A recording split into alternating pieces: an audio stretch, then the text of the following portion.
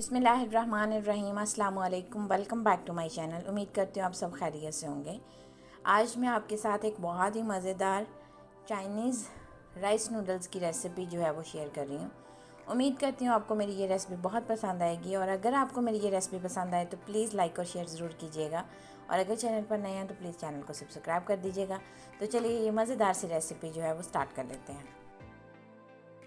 जी, तो rice noodles बनाने के लिए सबसे पहले एक कढ़ाई में मैंने 1 टीस्पून के करीब ऑयल लिया है, और इसमें 250 ग्राम के करीब जो है वो बोनलेस चिकन ऐड किया है। साथ ही इसमें मैंने 1 टेबलस्पून जो है वो लहसुन अदरक का पेस्ट ऐड करके तमाम इंग्रेडिएंट्स को अच्छे से भून लिया है। यहाँ पे हमने चिकन को इतना फ्राई करना है कि उसका एक हल्का सा गोल्डन कलर जो है वो आ जाए। जैसे हमारे चिकन का कलर जो है वो थोड़ा गोल्डन हो जाएगा तो हम इसमें जो है वो 1.5 लीटर के करीब जो है वो यखनी ऐड करेंगे, और साथ ही इसमें 1 टेबलस्पून सिरका, 1 tablespoon soya sauce, 1 teaspoon dark soya sauce, और 1 टीस्पून ही इसमें हम ऑयस्टर सॉस जो है वो डाल के तमाम चीज़ों को मिक्स कर देंगे।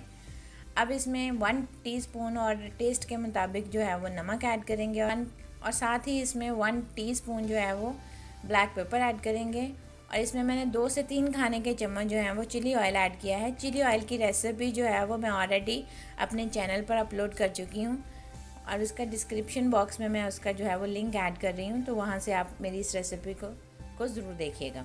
अब इसके साथ ही हम कुछ इसमें चॉप्ड कैरेट्स और अनियंस का ग्रीन पार्ट जो है वो मैंने इसमें ऐड किया है, और तमाम इंग्रेडिएंट्स को अच्छे से कुक कर लिया है। अब मैंने एक बाउल में जो है वो 2 टेबलस्पून के करीब कॉर्नफ्लोर लेके उसमें थोड़ा सा पानी ऐड करके उसे मिक्स कर लिया है। ये कॉर्नफ्लोर का मिक्सचर जो है वो मैंने चिकन सूप के अंदर ऐड कर दिया है। अब हम इसको यहाँ पे गाढ़ा होने तक पका लेंगे, और यहाँ पे हमने नॉर्मल कंसिस्टेंसी रखनी है अपने सूप की। हमारा ये मज़ेदार सा चिकन सूप बिल्कुल रेडी है। अब हम नूडल्स जो हैं उन्हें तैयार कर लेते हैं।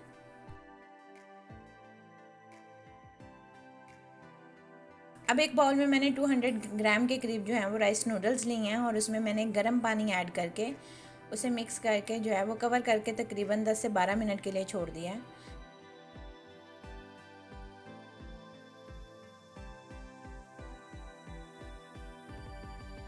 तो देखें हमारी राइस नूडल्स बिल्कुल रेडी हैं। अब हम राइस नूडल्स को सर्व कर लेते हैं। तो राइस नूडल्स सर्व करने के लिए सबसे पहले मैंने एक प्लेट में जो है वो राइस नूडल्स ऐड किए हैं, उसके साथ चिकन का सूप जो हमने तैयार किया था वो ऐड किया है। साथ ही इसमें स्लाइस्ड कुकम्बर और स्लाइस कैरेट ऐड करके उसके ऊपर में चिली ऑयल ऐड कर दिया है। ये रेसिपी खाने में बहुत ही मज़े की लगती है। आप मेरी इस रेसिपी को लाजमी ट्राई कीजिएगा, और इसका फ़ीडबैक मेरे साथ लाजमी शेयर कीजिएगा। उम्मीद करती हूँ आपको मेरी ये रेसिपी बहुत पसंद आएगी।